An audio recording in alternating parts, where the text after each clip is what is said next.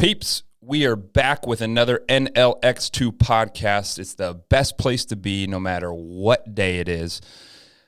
Today, I was very humbled and I felt very gracious for some new reviews, people loving what we're doing, and giving some very positive feedback on what we're doing here at the NLX2 podcast. And if you're new here, it's just a bunch of banter and hopefully a little bit of good information that you guys can find helpful in your lives of strength, of investing, of business, whatever it is, we got it here. And if you can, I'll preface this right now. If you can hear, I have a little bit of a lisp, okay? I'm not drunk, but I have a little bit of a lisp, and you will know why after we go over what we're going to go over today. But until then, let me get through the BS real quick, and then we will hit the ground running. So the Iron Chapel has been expanding. We've been doing very well. It's not all rainbows and roses, but it's exactly what we want to do, and we've been able to help a lot of people. The Iron Chapel, you can look us up at coach_Wortman on Instagram. You can look up the Iron Chapel on Instagram or the Iron Chapel on Facebook. Come join the class. If you are an athlete, give me a call if you're wanting to in-season, out-of-season, pre-season training. We do everything you could want here, so give us a call here at the Iron Chapel. Secondly, it's going to come into play in this podcast today, but Nutridyne, anybody that listens to this podcast gets 20% off all supplementation. I will give you a free medical supplement consultation so that you can get exactly what you need. I'm not throwing 20 things at you so that to see what sticks, we give you exactly what your body needs. So listeners of this podcast get 20% off. You guys can DM me on Instagram. There is a link, and we can get you rolling on that. And today, as I said, I do have a little bit of a lisp. It is February 24th. I went snowboarding this last weekend in Montana, all the way over in western Montana in Butte, and had an amazing time. Got to visit some friends, got to visit Logan Franson and Megan, and got to hang out with them, got to trade all day on Friday, got to do a lot of fun stuff. However, me being the adrenaline junkie I am, me being a dumbass, really, I would call myself very above average in snowboarding. I'm a decent snowboarder, decent enough that I still have to have another job, that I'm not a professional, but I'm decent at what I do. So I went snowboarding, and this is at Great Divide in Butte over by Helena. And long story short, because we'll get into it, I whacked the shit out of my head so hard. To be completely honest and being very frank, if I didn't have a helmet, I possibly could have died. I hit my head that hard. And so we will go over kind of that story in detail. But today, it's kind of ironic, as I'm concussed, as I'm just getting out of the main symptoms of my concussion, we are going to talk about concussion protocols, concussion nutrition, how to combat concussions in sports that it's inevitable that you're going to get them. I played college football. I wrestled. I did a lot of things that led to a lot of different type of head traumas, and it's astronomical the amount of head traumas that happen in sports, in daily living, in snowboarding, obviously. So we're going to kind of go over the ins and outs of everything concussions, going from the start all the way to the end of what you can do pre and post concussion to optimize results, to decrease the amount of damage done to that brain, okay? So first off, I got to go over why I'm talking about this and why I am so passionate about helping others during these times. So as I was explaining, I went up the lift, came down, I hit, there's I would say an 8 to 10 foot kicker, just a little double. Then there's another probably 10 to 15 foot kicker and another 10 to 15 foot kicker. Well, I went up, hit all three, looked great, thought of my shit didn't stink, went back up the lift, Came down, hit the first kicker, was fine. However, I had a ton of speed. I didn't carve to slow down. I hit that second kicker, and it has a little bit of a lip on it, okay? But when I took off, there's a lot of traffic on it. Well, with a lot of traffic in skis or snowboards, you get little ruts. Just like motocross or whatever, you get those little ruts. Well, my front edge, my toe leading edge, hit that rut, and it set me completely horizontal. Okay, this last Friday. It is now February 24th. So what was it, the 21st or something? I hit completely parallel. So my feet are out. I'm looking like I'm laying on a damn bed. I'm about conservatively anywhere from 15 to 18 feet in the air. I mean, maybe 10 to 15 feet if I'm being very conservative. And I kind of sat up a little bit. So I hit my tailbone first, and I whiplashed and completely just domed myself on what would be considered damn near ice, okay? If I wouldn't be wearing my helmet, I would have cracked my head open. I really don't think I would be here right now. And so I hit my head and completely knocked out. It wasn't long, but I was out for a good second or two. Completely knocked out, went black. I got a shot of tingles, and my whole body went warm. I got really, really hot and got tingles all the way down my body. I woke up, and I just remember somebody yelling on the lift, and my wife's coming around the corner, and I knew I knocked myself out. I knew I got a concussion. Long story short, went down to the lodge, did the little concussion test, completely failed the fucker. It was terrible. And it was very scary because I'm not 18 anymore. I'm not Superman anymore, and I found that out the hard way. So I ended up trying to snowboard the next day very, very moderately, and been having acute symptoms since. Headaches, localized pain in my neck. Very, very scary, and I don't wish that upon anybody. It was very, very scary, but unfortunately, it's not my first. Hopefully it's my last. But in high school football, as my senior year, we were playing Rollins, just a bunch of cheap fuckers, just absolutely terrible, completely terrible. I was a better athlete than any person on that field, maybe besides my team. I had a stud freaking wide receiver, Jacob McGarvin, my dog, just a stud. But anyways, just romping Rollins, just giving them an ass whooping, 10 days from Sunday, man. And so we're running zone sweep. I get on the outside edge. I walk out of bounds damn near, and a guy completely shoves me after out of bounds, and I hit my face mask on their bench. Broke the face mask, okay? Didn't get knocked out, but I was loopy as all hell. I'm kind of a dumbass most of the time. I don't need help being more stupid, okay? So I hit the bench completely, just definitely loopy, okay? Then in 2013, same year, I was the starting quarterback for the Warland Warriors, and we were in Star Valley. And in Star Valley, we were running just an RPO, just a regular RPO, run pass option for you non-football guys. And I pulled the ball and ended up going right up the gut, and I got hit by the corner and the safety at the same time, and completely just knocked me completely out. And this time I was out cold, black. No recollection of what happened. We had to end up staying in Star Valley. I was completely out. I have the highlight here because everybody loves watching their high school highlight films. So here I am right here. If you can see that, I'm the quarterback.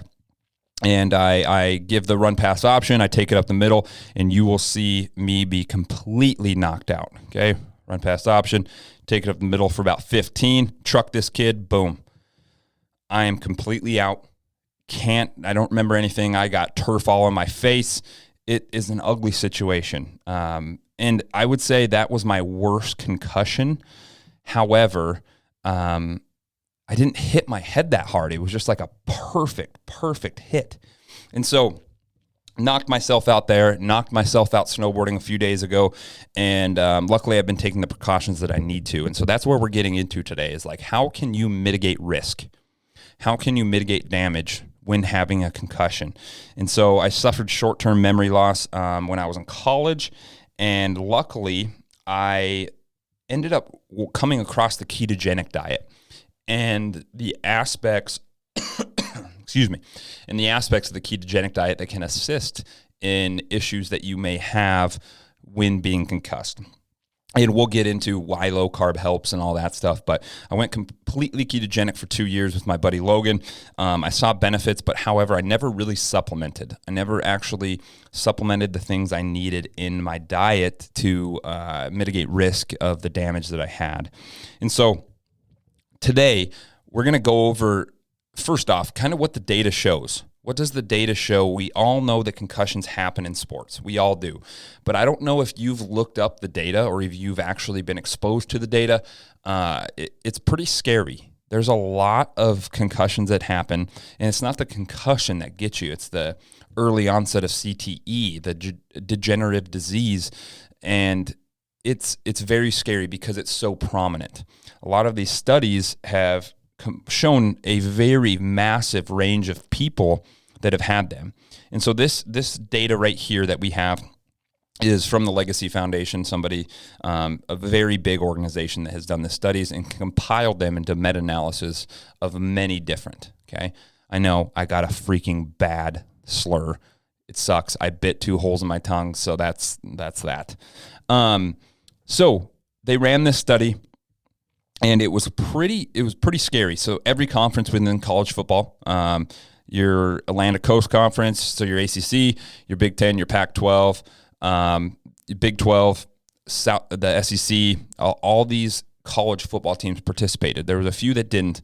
However, the data is pretty scary when it comes to these. So a study published in 2018 by researchers found that 190 of 202 football players, so we're looking at about 95% that were studied that played in college or the NFL had been diagnosed with CTE.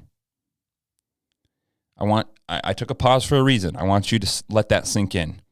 94% of the people that were studied had been diagnosed with CTE.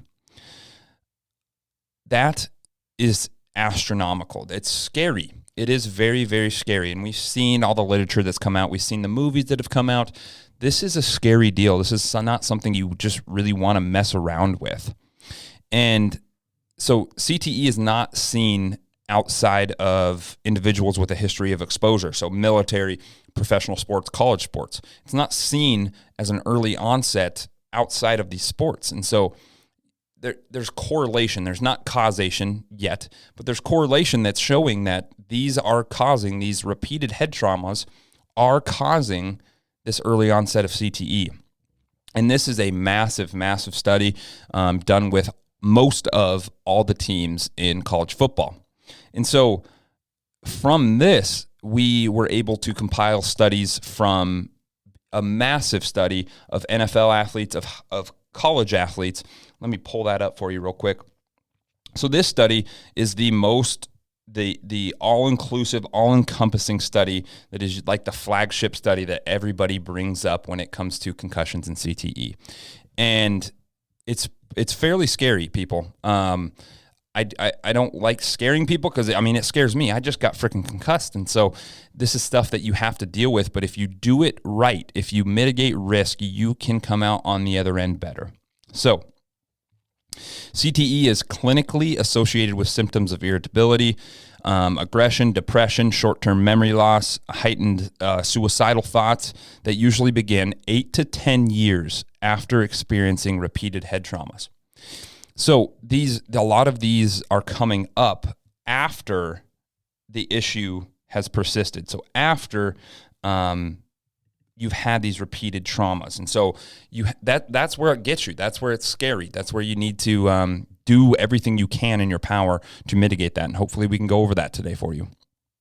So a total of 85 brains from athletes, military veterans with a history of repeated head traumas were studied in this study, okay? Let me pull this over here. I can't really see it for you guys. There we go. So in this study, there was 85. 18 additional brains were also used for control. And as we progress down this, I just have some highlights as I read through it the other day. So some of the results that we have in here. The 85 donors with a history of mild traumatic brain injury included 80 athletes, 22 of whom were also military veterans, 3 military veterans with no history of contact sports, and 1 civilian who had experienced multiple falls. So they give you a definition of what repeated head trauma or repeated head banging is. However, they go over the results here a little bit. 7 of the 18 control brains were completely negative for CTE. Okay. If we go down a little bit more, brains from 17 of the 85 individuals with a history of repeated mild traumatic brain injury did not show any changes of CTE. So 17 of the 85. Then, one individual who played high school football was diagnosed with multiple system atrophy. The brains of 68 of the 85 subjects showed an early onset of CTE and neurodegenerative disease. Okay? The 68 included 50 football players, 33 National Football League players, 2 athletes also played in the Canadian Football League, and 1 Canadian football player, 1 semi-professional football player, 9 college football players, 6 high school, 5 hockey, and then some veterans. This shows you how extensive this can be in the sports that we're playing: hockey, football, wrestling, whatever. And a big one that hasn't been studied a lot is veterans. And we all know or have been exposed to people that have committed suicide or have had these traumatic brain injuries, and this leads to a lot of them. I mean, a name that comes up right away is Junior Seau. He was possibly one of the best in the world and didn't know that he had these issues at the time of death, at the time of suicide. So here's some of the more results here. 7 brains out of the 85 showed stage 1 of CTE. Okay. 14 brains showed stage 2 pathology of CTE. We go down. 15 brains showed stage 3 pathology. And 15 individuals were considered to have stage 4 CTE. It's scary, people. It's very, very scary. CTE is nothing to mess around with. And this study, it's very prominent. You can pull it up. It is the spectrum of disease and chronic traumatic brain injury. So it's done by the Journal of Neurology. It's published. It's a very verified. It's a verified study.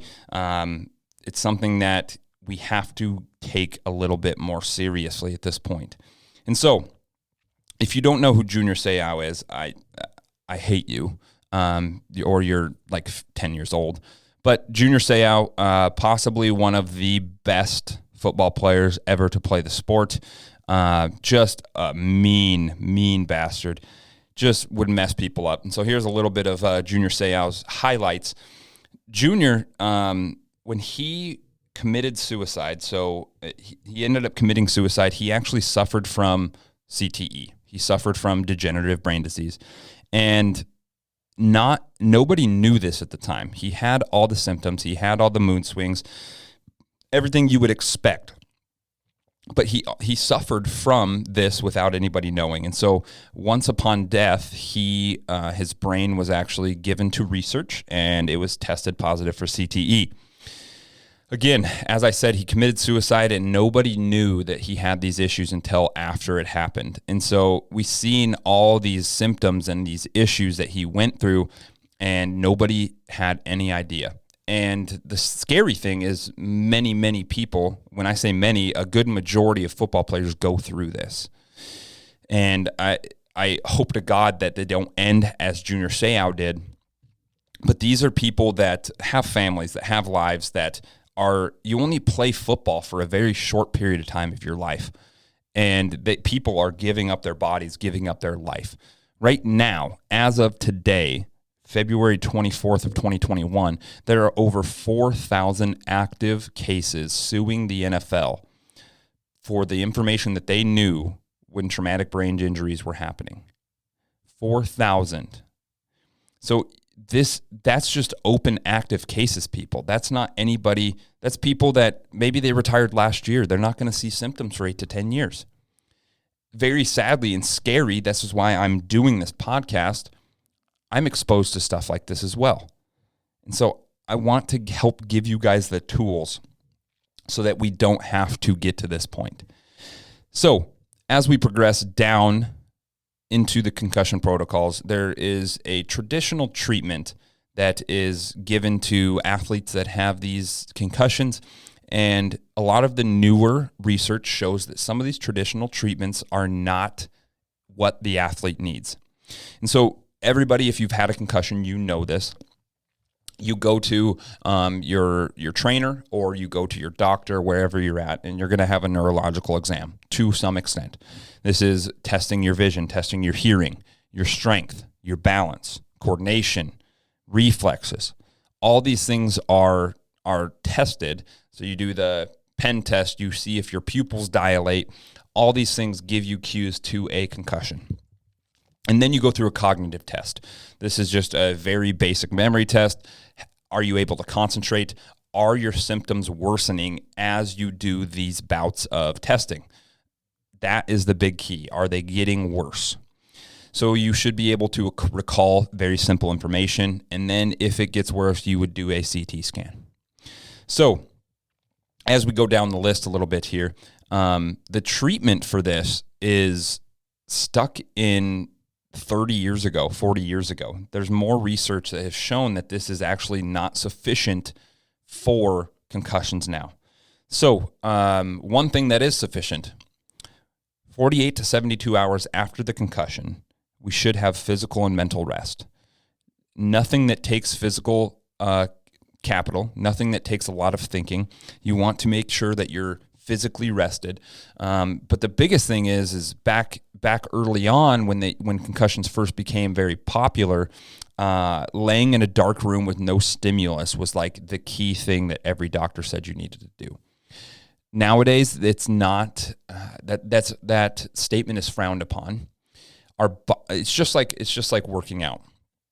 So if you go sit on the couch and eat chips and smash donuts, like, you're not going to get any better, okay?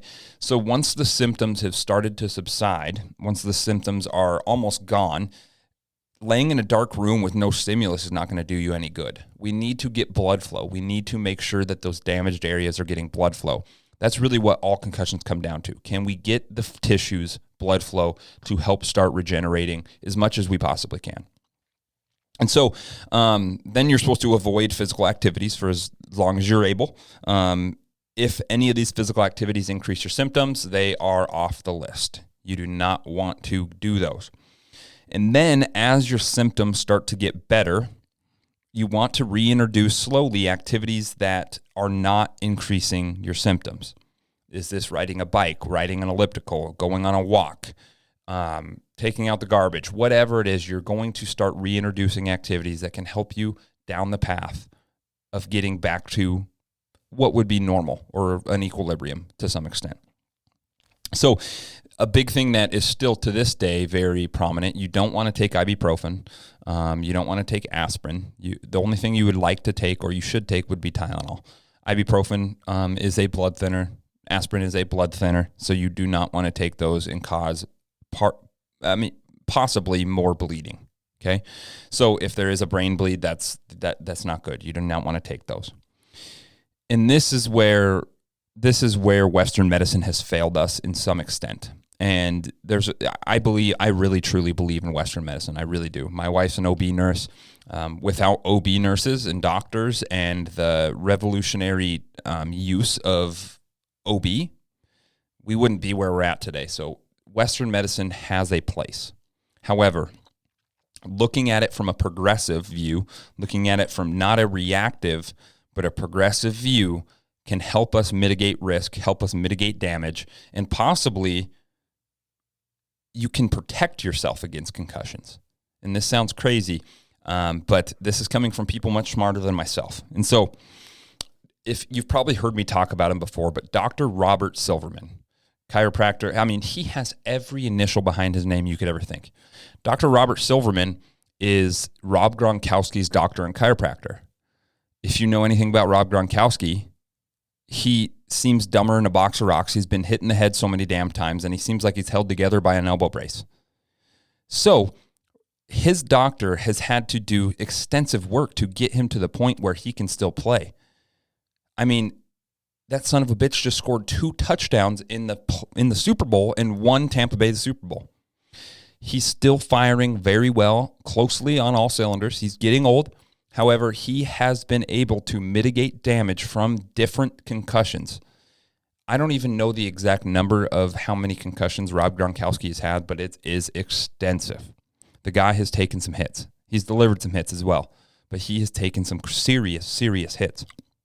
And so, want to go over Dr. Robert Silverman. He has a few protocols. He has the 5-point concussion protocol, and then he also has concussion nutrition.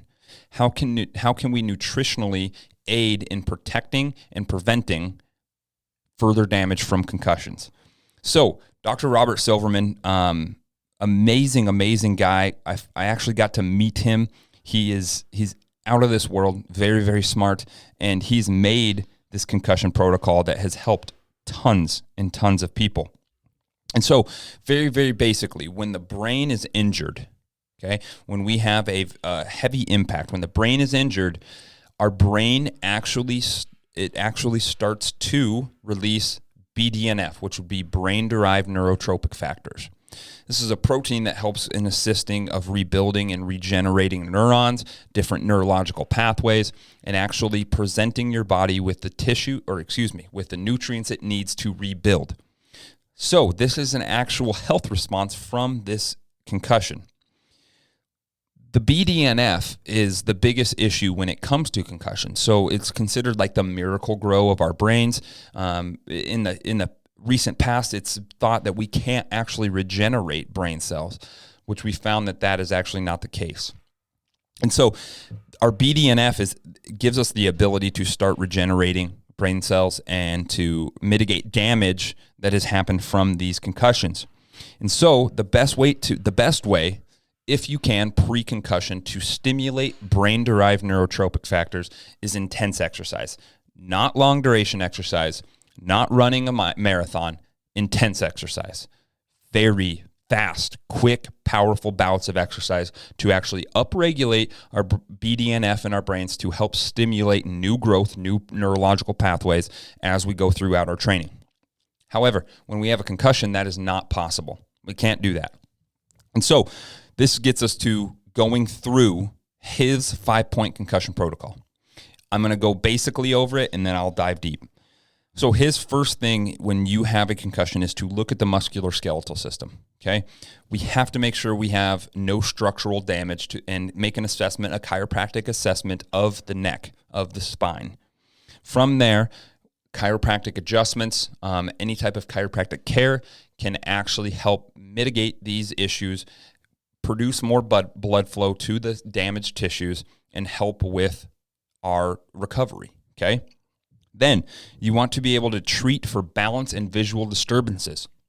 So you've probably heard the word of just balance or proprioception. This is very simple drills that you can do in the gym, you can do at home, that are actually going to help your brain work, help your brain bring your body back to equilibrium, and help it build more brain-derived neurotropic factors. So this is where we want to be. We want to make sure that we do not have issues with balancing. Then you need to prescribe exercise. This is where it gets dicey. We need to make sure that the exercise does not increase symptoms. Give your body a little bit of rest, 48 to 72 hours after the concussion, and then start prescribing exercise. Don't sit in a dark room until you go insane.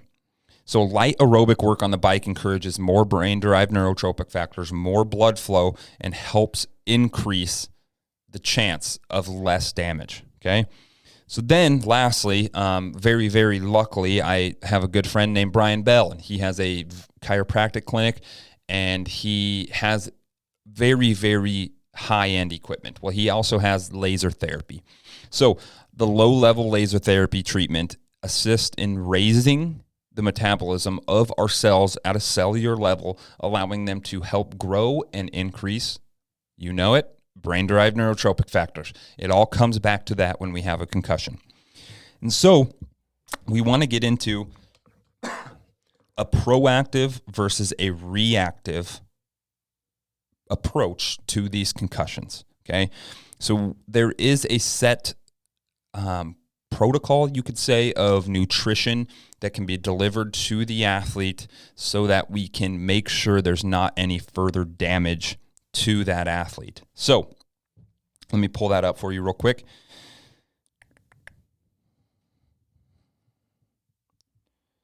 All right.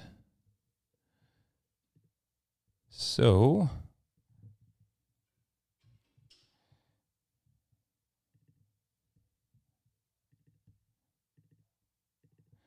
as you can see here, I've made a whole protocol for anybody that needs assistance when it comes to these concussions. And so this is not mine. I made this from Dr. Robert Silverman, and he's much smarter than I, so you just listen to what he says, and I got a little graphic for you. So pre and post concussion, we can take steps to make sure that we're in the best situation so that we can mitigate the risk of this concussion. And so a lot of this stuff stays the same. However, there's a few things added after the concussion happens. And so you want to make sure that you are obviously giving your body the nutrition it needs so that it can help stimulate its own system so that we can give it what it needs to heal quickly. And so first off, we need to increase protein. So increasing protein in the body is going to help give the building blocks, the amino acids, so that we can help regenerate neural tissue. This is the same thing just as you're going to the gym. You're destroying the cells and you're rebuilding. So what you're looking for is about 1 gram per kilogram of body weight. Okay, so take your body weight divided by 2.2 and you got it. Then we need to increase omega-3s, your EPAs and DHAs. Okay. Pre-concussion, you want to be on a maintenance dose of about 2,000 to 3,000 milligrams. This changes once you get into your concussion, okay? A big one, and I talk about this quite often, is magnesium L-threonate. So you have many different types of magnesium. Magnesium citrate, magnesium L-threonate. You have a bunch of these different types of magnesium. Magnesium L-threonate is very specialized. So magnesium L-threonate is the only type of magnesium that can pass through the blood-brain barrier. It's going to help decrease inflammation and increase brain-derived neurotrophic factors, allowing you to heal quicker and make sure that you don't have further extensive damage done. Then another one that I think that I've talked about a lot, every athlete I believe should be on it, is a creatine monohydrate. Creatine monohydrate is the gold standard when it comes to creatine. Almost every creatine supplement is a monohydrate. So what you're looking at, and this is a little bit bigger dose than normal, your regular dose is looking at 5 grams. So as we progress into our concussion, we're post-concussion now, 10 grams is what you're looking at for a maintenance dose while you have that concussion or you're recovering from it. So then we progress and there's a few different things added. So now we are anywhere from 1 to 4 weeks out of our concussion. Our symptoms are starting to go down and this is what we need to do. So we obviously still need to increase our protein. Again, 1 gram per kilogram of body weight. Then we need to increase our omega-3s. This is this product right here. So this one is Omega Pure EPA DHA 720. I take this on a daily basis. As of right now, as I am just a few days out of having a concussion, I'm taking 6 of these. So I'm anywhere from 3,000 to 4,000 milligrams of EPA DHA. And it says on the protocol you should need 6,000 to 10,000 milligrams, okay? So you're saying, Colby, the numbers don't add up. You're not taking enough. Well, I'll show you why. So increase your protein and make sure you are taking fish oil. This is one of the most important things you could do to mitigate inflammation on the brainstem and the brain. Then you need to increase your magnesium L-threonate. That is this guy right here. So our magnesium L-threonate, like we said, it passes the blood-brain barrier. It's a very cheap supplement, very important. And I couldn't put my thumb on the most important thing with this. I think all of them need to be in your protocol post-concussion so that you do not get early onset of CTE and we can mitigate that. So passes the blood-brain barrier. It's going to allow the regeneration of neural tissue, and it's going to decrease your inflammation. Then we get into creatine monohydrate. This is the creatine that I've taken my whole life, Crealkaline creatine. It's a pH-corrected creatine, so you're not getting a huge bloat with it, and it's a little bit better digested in your body. And so it's the purple pill. You can't miss it, and creatine's cheap. You should take this if you have a concussion or not. It should be something that should be a staple. Then we progress down, and this is where we add some things after the concussion has happened. So we are going to add vitamin D3, okay? This is something that us North Dakotans, we take all the time because I'm damn near see-through. I'm so white, and this is something that we have to take no matter what. However, our vitamin D3 actually stimulates brain-derived neurotropic factors in our body, and this also acts as a neuroprotectant for damaged neurons. So we need to make sure that this is in the regimen of what you take after you get a concussion, vitamin D3. Then we get into curcumin, and our curcumin is very popular nowadays. A lot of people are getting turmeric so they can get their curcumin, and it's a very, very popular supplement nowadays. Curcumin, as very specifically in concussions, reduces cognitive impairment. Okay, it's going to help stabilize your energy because when you do get a concussion, you're very low energy. All you want to do is sleep, and it actually reduces the damage to your membranes after a concussion. So this is very, very important. This product specifically is Curcumin 400X. This is something that I began taking a few days ago, along with all these other ones. So this is very basically the protocol. And I told you that I take about 6 of these fish oils, and so I have to make it up somewhere else. This product is hands down one of the more important products of the concussion protocol, and this is called PRM Resolve. It's pro-resolving mediators. Very specifically, we had a study that looked at what in fish oil, so the exact molecular makeup of fish oil, what in fish oil assist with decrease of inflammation, okay? Well, they took that substance and they pretty much jacked it up on steroids and put it into PRM Resolve, okay? This product also gives me more EPA and DHA. It allows me to get my daily intake of EPA and DHA, and make sure you get a good fish oil supplement that doesn't give you fish burps, that doesn't do all these things, that actually absorbing in your body. And so this actually allows you to increase brain-derived neurotropic factors. It's going to work as a neuroprotectant, and it's actually going to help regenerate. This is the big thing. It's going to help regenerate your neural tissue. So all these combined, so your creatine, magnesium L-threonate, vitamin D3, curcumin 400, PRM Resolve, and omega-3s, rounds out the entire concussion protocol that is made by somebody much smarter than myself. So this is something that I follow. This is something I'm following currently right now. And I would suggest for anybody that has gone through a concussion to go through a cycle of this. What do you have to lose? Me looking up a bunch of early onset CTE, people committing suicide, having all these issues scares the living shit out of me. This is now my second time being knocked out. This is now my 3rd major concussion. However many I have after that, I have no idea. A bit of damn hole through my tongue. I'm not 18 anymore. It's scary. Even when you're 18, it's just as scary. You need to make sure that you're giving your body exactly what it needs so that you can thrive later down the road, because football ends. Hockey ends. All these things end. My damn snowboarding career damn near is ended. We have to think further down the road. We have to make sure the body is given what it needs. And very specifically, we need to make sure there's no more extensive damage and increase brain-derived neurotropic factors. So this is exactly what I've been doing for my concussion. This is exactly what I believe is the best approach 2 concussions. And I would advise you, I would challenge you to reach out. If you've gone through any of this, if you believe that you have had a concussion, reach out. That's the reason why I did this, so other people can have this protocol. They can have this information that I've been very lucky enough to talk to the gentleman that made this. So please reach out. What I'm going to do is when I post this podcast to come out, I'm going to post this graph here.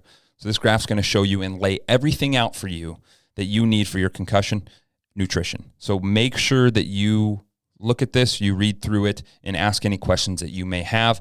I will post up links for all these products so that you guys can look at them. If you need them, ask questions and order them. I can get you set up. You guys can get rolling and get done with this cycle of these concussions. And so I hope this helps everybody. I hope that you can take a little bit of this and apply it to your situation. And if you've had these issues, if you have these symptoms of these concussions, please reach out right now. As soon as you hear this, reach out. We will get you on it as fast as we possibly can. So please let me know if you have any questions. It was a fun podcast. I hope you guys take this and run with it. Let me know if you have any questions, and we will see you next week on the NLX2 podcast. Peace.